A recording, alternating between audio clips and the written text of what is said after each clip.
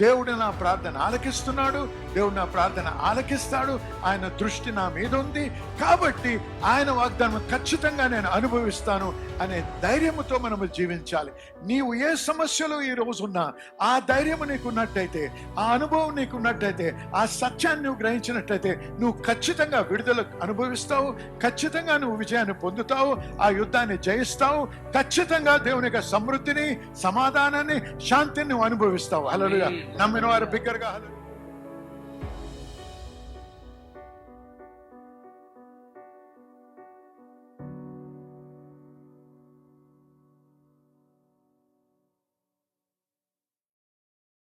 Righteousness is a force. నీతి అనేది ఒక బలము, శక్తి. చూడండి, ఒక రకమైనటువంటి అష్యూర్డ్నెస్, ఒక రకమైనటువంటి కాన్ఫిడెన్స్, ఒక రకమైనటువంటి బోల్డ్నెస్ అనుగ్రహిస్తాడు దేవుడు. సమస్యని బట్టి కాదు, ఆ సమస్యలో ధైర్యంగా బ్రతుకుతాం. ఎందుకు? నా ప్రార్థన దేవుడు ఆలకించాడు. హల్లెలూయా. నా దేవుడు నాకు తోడై ఉన్నాడు. వినండి ఇక్కడ ఎక్సోడస్, నిర్గమకాండం 14వ అధ్యాయం 11వ వచనం చూడండి ఒకసారి. అంతట వారు మోషేతో, ఐగుప్తులో సమాధులు లేవని ఈ అరణ్యంలో చచ్చుటకు మమ్మల్ని రప్పించితివా?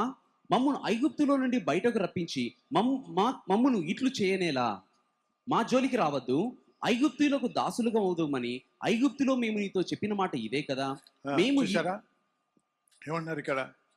దేవుడు వారిని ఐగుప్తు నుంచి విడిపించక ముందే వాగ్దానం ఇచ్చాడు, పాలు తేనెలు ప్రవహించే ప్రదేశానికి మిమ్మల్ని తీసుకెళ్తాను అని. దేవుడు వాగ్దానము, మనకిచ్చిన ప్రతి వాగ్దానము వాగ్దాన దేశము లాంటిదే. హల్లెలూయా. దేవుని వాక్యంలో అనేక వాగ్దానాలు ఉన్నాయి. ప్రతి వాగ్దానము వాగ్దాన దేశం లాంటిది. వినండి, కానీ వాగ్దాన దేశంలోకి వెళ్ళడానికి మార్గము ఎడారి. గమనించారా? అంటే ఎడారి అంటే దానికి దేనికి సూచన?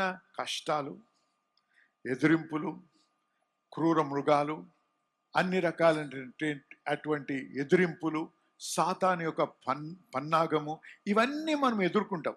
ఇవి ఎదుర్కొన్నప్పుడు దాన్ని జయించుతూ మనం విశ్వాసంలో ఇంకా బలపరచబడతాము, ఎదుగుతాము కూడా. కానీ ఇక్కడ ఏమవుతుందంటే, జనము ఎప్పుడైతే ఇటువంటి సమస్యలు ఎదుర్కొంటారు, వెంటనే ఆ వాగ్దానాన్ని మర్చిపోయి దేవుని దూషించడము, దేవుని అనుమానిస్తారు, దేవుని యొక్క సేవకుల్ని ప్రశ్నిస్తారు. నిజంగా దేవుడు ఉన్నాడా? దేవుడు ఉంటే, ప్రేమ గల దేవుడైతే నాకు ఎందుకు ఇలాంటి సమస్యలు ఇస్తున్నాడు? ప్రేమ కలిగిన దేవుడైతే ఎందుకు ఇటువంటి ఇబ్బందుల్లో ఉన్నాం? దేవుడు నాకు సమృద్ధిని ఎందుకు ఇవ్వటం లేదు? ఈ రకరకాలైన ప్రశ్నలు వచ్చి దేవుని యందు విశ్వాసాన్ని కోల్పోయి దేవునికి వ్యతిరేకంగా మాట్లాడేవారు అనేకులు ఉంటారు. అదే మనం ఇక్కడ గమనిస్తున్నాం. చూసారా? సమస్యలు రావడం సహజమే. నేను నీతిమంతుడిగా ఎంచబడ్డాను కాబట్టి, నేను నీతి పరుడు అని దేవుడు అంటున్నాడు కాబట్టి, దేవుడు నా ప్రార్థన ఆలకిస్తాడు కాబట్టి, ఈ ఎడారిలో కూడా దేవుడు నాకు తోడై ఉన్నాడు. ఆమేన్. నీ నీటిలో కూడా నాకు దేవుడు తోడై ఉన్నాడు. ఈ అగ్ని పరీక్షలో కూడా నాకు దేవుడు తోడై ఉన్నాడు. నాకు నా అనుభవంలో నేను అనుభవించడం లేదేమో, కానీ నాకు ఆ సత్యం నేను గ్రహించాను కాబట్టి దేవుడు నాకు తోడై ఉన్నాడు. దేవుడు నన్ను విడిపిస్తాడు, దేవుడు నాకు విడుదల కలిగిస్తాడు, ఖచ్చితంగా నేను జయిస్తాను. ఆ అవగాహనలో బ్రతకాలి. హల్లెలూయా. అప్పుడే నువ్వు జయాన్ని అనుభవించగలవు. అందుకే వీరందరూ ఏమన్నారు? ఇక్కడికి ఎందుకు తెచ్చావు? సమాధులు లేవు ఐగుప్తులో, ఇక్కడ తెచ్చి మమ్మల్ని ఈ యొక్క ఎడారిలో పాతి పెట్టడానికి ఎందుకు పట్టుకొచ్చావు? ముందే చెప్పాము ఏమని? మేము రాము, అక్కడే ఉంది, ఆ ఐగుప్తులకి మేము బానిసలుగా బ్రతుకుతాం, కానీ రాము అన్నాం. చూసారా? ఎటువంటి ఆలోచన, ఎటువంటి వైఖరి కలిగిన వారు, మతము కలిగిన వారు వీరందరూ. అనుభవం కలిగిన వారు కాదు. దేవునితో రిలేషన్షిప్ లేదు, వాళ్ళకి సంబంధం లేదు. వారికి ఉన్నదంతా రిలీజన్, మతము మనకు విడుదల ఇవ్వదు. రిలేషన్షిప్, దేవునితో ఉన్నటువంటి అనుభవము, సంబంధము, దేవునిలో ఉన్నటువంటి విశ్వాసము, ఆయన వాక్యములో విశ్వాసము ద్వారా మనం విడుదల పొందగలం. ఈ విధంగా గునుగుతూ సరుగుతున్నప్పుడు మోషే గారు వారి మధ్యలో ఉన్నాడు. మోషే గారు కూడా అన్ని వీరు అనుభవిస్తున్నారు, కానీ ఆయన నోరు తెరిచి మాట్లాడినప్పుడు ఏం మాట్లాడుతూ చూడండి. ఎందుకంటే ఆ కాన్ఫిడెన్స్, ఆ ధైర్యము, ఆ నిబ్బరం అవసరం మనకి. అందుకు మోషే భయపడకుడి, యెహోవా మీకు నేడు రక్షణ కలుగు చేయును. యెహోవా నేడు మీకు రక్షణ కలుగు చేయును. వెనక నుంచి బల్లాలు పట్టుకొని వస్తున్నారు ఎవరు? ఐగుప్తీయులు. ముందుకు అడుగు పెట్టాలంటే ఎర్ర సముద్రం ఉంది, పారిపోవడానికి అవకాశం లేదు, ఆస్కారము లేదు. కానీ మోషే అన్నాడు, యెహోవా మీకు నేడు నేడు కలుగ నీకు చేయు నేడు రక్షణను రక్షణ కలుగ చేయును. మీరు- ఆ నమ్మకంలో ఉన్నాడు, ఆ అవగాహన. దేవుడు వాగ్దానం ఇచ్చాడు, వాగ్దానము తప్పని వాడు. ఆమేన్. దేవునితో నాకు నిబంధన ఉంది, ఆ నిబంధన ప్రకారం దేవుడు నన్ను ఎలాగైనా నన్ను ఈ ఈ గడ్డు పరిస్థితి విడిపిస్తాడు అనే నమ్మకము అవగాహనలో బ్రతుకుతున్నాడు. హల్లెలూయా. హల్లెలూయా. చదువు. మీరు ఊరక నిలిచి ఉండి చూడుడి, మీరు నిల్చుండి చూడండి అంతే. ఏమన్నాడు? మీరు నేడు చూచిన ఐగుప్తీయులను ఆహా. ఇక మీదట మరి ఎన్నడూ చూడరు. చూడరు. చూసారా? ఇవన్నీ దేవుడు ఆయనతో మాట్లాడి చెప్పలేదు, ఆయన ఉన్నటువంటి అవగాహనలోంచి ఆయన మాట్లాడుతున్నాడు, ఆయనకున్న అనుభవంలోంచి మాట్లాడుతున్నాడు. ప్రభువా, నీవు నాకు తెలుసు, నీవు నా చేయి విడవలేదు, నాకు తెలుసు మమ్మల్ని ఇక్కడ మమ్మల్ని ఇక్కడ శత్రువులకు అప్పచెప్పవు, నాకు తెలుసు ఏదో రకంగా నాకు విడుదల కలిగిస్తావు. ఆ నమ్మకము, అటువంటి విశ్వాసం. చూడండి, ఈ రకమైన విశ్వాసంలో బ్రతకాలంటే నేను దేవుని చేత అంగీకరించబడ్డాను. ఎందుకు అంగీకరించబడ్డాను? నేను నీతిపరుణ్ణి కాబట్టి. నీతిపరుణ్ణి ఎలాగయ్యాను? యేసు ప్రభు యందు విశ్వాసము ద్వారా. కాబట్టి దేవుడు నా ప్రార్థన ఆలకిస్తున్నాడు, దేవుడు నా ప్రార్థన ఆలకిస్తాడు, ఆయన దృష్టి నా మీద ఉంది, కాబట్టి ఆయన వాగ్దానం ఖచ్చితంగా నేను అనుభవిస్తాను అనే ధైర్యముతో మనము జీవించాలి.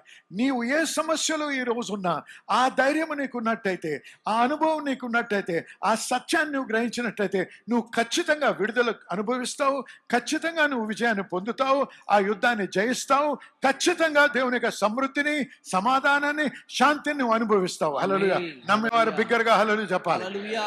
హల్లెలూయా. హల్లెలూయా.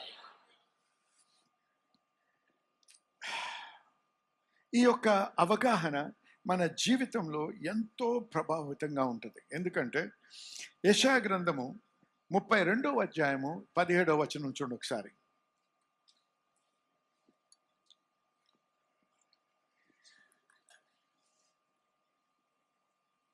నిశ్చింత గల స్త్రీలారా, ఇక 1 సంవత్సరమునకు మీకు తొందర కలుగును.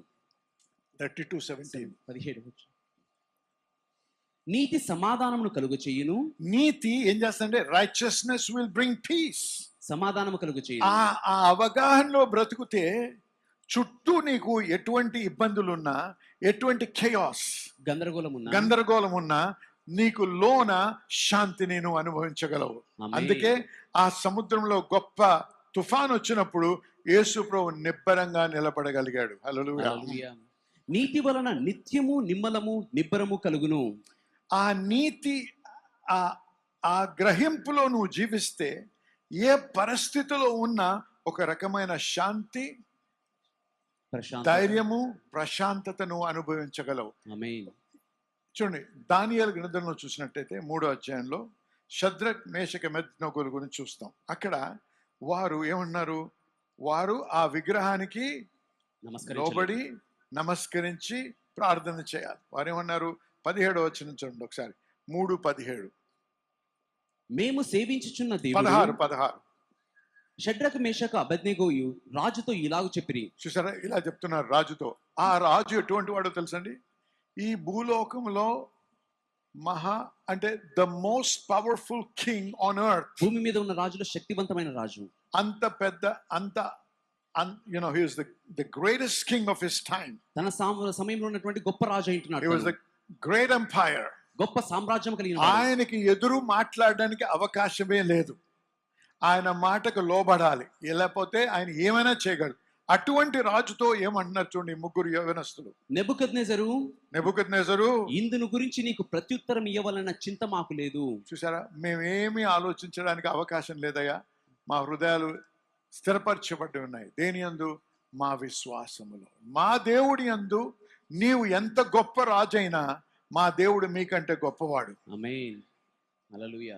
నువ్వు ఎంత పెద్ద సమస్య అయినా, నువ్వు ఎంత పెద్ద సైతానైనా, నువ్వు ఎంత పెద్ద డెవిల్ అయినా, నా దేవుడు నీకంటే గొప్పవాడు. ఆమేన్. నువ్వు ఎదుర్కొనే ప్రతి సమస్య కంటే బలమైన దేవుడు నా దేవుడు. హల్లెలూయా. హల్లెలూయా. ఆ సమస్యను పరిష్కరించి ఆ యుద్ధంలో నీకు జయమును కలిగించగలిగిన దేవుడు నా దేవుడు. హల్లెలూయా. ఈ హల్లెలూయా. మాట వినండి ఇప్పుడు 17వ వచనం. మేము సేవించుచున్న దేవుడు మేము సేవించుచున్న దేవుడు మండుచున్న వేడిమి గల ఈ మండుచున్న వేడిగల ఈ అగ్నిగుండములో నుండి ఈ అగ్నిగుండములో నుంచి మమ్మును తప్పించి మమ్ములను తప్పించి రక్షించుటకు సమర్థుడు. రక్షించుటకు సమర్థుడు. అగండి, ఇక్కడ ఏమంటున్నాడు? ముందుగా దేవుని యొక్క సమర్థత గురించి అయ్యా, నీవు గొప్ప రాజువే, నీవు ఏర్పరిచినటువంటి యొక్క సామ్రాజ్యం చట్టం మంట అగ్నిగుండము నుంచి ఎవరూ తప్పించుకోలేరు. కానీ మా దేవుని యొక్క స్తోమత, మా దేవుని యొక్క శక్తి ఎటువంటిది, దాని నుంచి ఆయన మమ్మలను తప్పించగలడు. గమనించండి కదా, దేవుడు ఏమి చేయగలడో వారు ఒప్పుకున్నారు. అంతేకాదు, చదవండి ఇప్పుడు. నీ వశమున పడకుండా, నీ వశములో పడకుండా ఆయన మమ్మల్ని రక్షించును. ఆయన మమ్మలను రక్షించును. హల్లెలూయా. రాజుతో మాట్లాడుతున్నారు. నా దేవుడు, మా దేవుడు మమ్మల్ని నీ చేతి నుంచి రక్షిస్తాడు. హల్లెలూయా. ఆ ధైర్యం వరకు ఉంది. మనకు ఆ ధైర్యం ఎందుకు వస్తుందో తెలుసా? ఎందుకంటే మన నీతి, మనకున్న స్థితిని మనము ఆ అవగాహనలో బ్రతకం. మన స్థితి నీతి అనే స్థితిలో మనం ఉన్నాము అనే అవగాహనలో బ్రతకకపోతే, అవినీతి అనేటువంటి ఆ అవగాహనలో బ్రతికినప్పుడు నా దేవుడు చేస్తాడో చేయడో, చేస్తే బాగుండు అని చెప్పి ఆయన చేయడానికి ఆయన బలవంతం చేయడం, ఉపవాసం చేస్తాం, లేకపోతే ఎక్కువగా సంఘానికి వెళ్తాం, ఎక్కువగా ప్రార్థనలు చేస్తాం, ఎక్కువగా బైబిల్ చదివేస్తాం. ఏమనుకో, వీటి వలన దేవుడు చేస్తాడు అని కాదు. ఇవన్నీ అవసరం మన విశ్వాసంలో బలపరచుకోవడానికి. కానీ ఇవి చేసినందుకు దేవుడు చేయడం కాదు, వీటి వలన మన అవగాహనలో మనం బలపరచబడతాం. హల్లెలూయా. ఎప్పుడైతే మనం అవగాహనలో బలపరచబడతామో, మన విశ్వాసంలో బలపరచబడతాం, అప్పుడు ధైర్యంగా మనం పలుకుతాము, ధైర్యంగా మనం అనుభవిస్తాము. అర్థమైన వారు ఆమేన్ చెప్పాలి. హల్లెలూయా. ఇంతవరకు విన్నటువంటి వాక్యంని బట్టి మీరు ఎంతగానో దీవించి ఆశీర్వదించబడ్డారని నమ్ముతున్నా. మరి మన దేవుడి యొక్క వాక్యం చూసినట్లయితే దేవునికి అసాధ్యమైనది ఏదీ లేదు. మనము అనేక కష్టాలు, లేకపోతే అనారోగ్యాలు, లేకపోతే అనేక అవకతవకలు ఎదుర్కొంటా ఉంటాం. మన దేవుడు అద్భుతాలు చేసే దేవుడు. కాబట్టి మీ కొరకు, మీ స్వస్థత కొరకు, మీ యొక్క ఇబ్బంది నుంచి విడుదల కోసం ప్రార్థించాలని ఆశిస్తున్నా.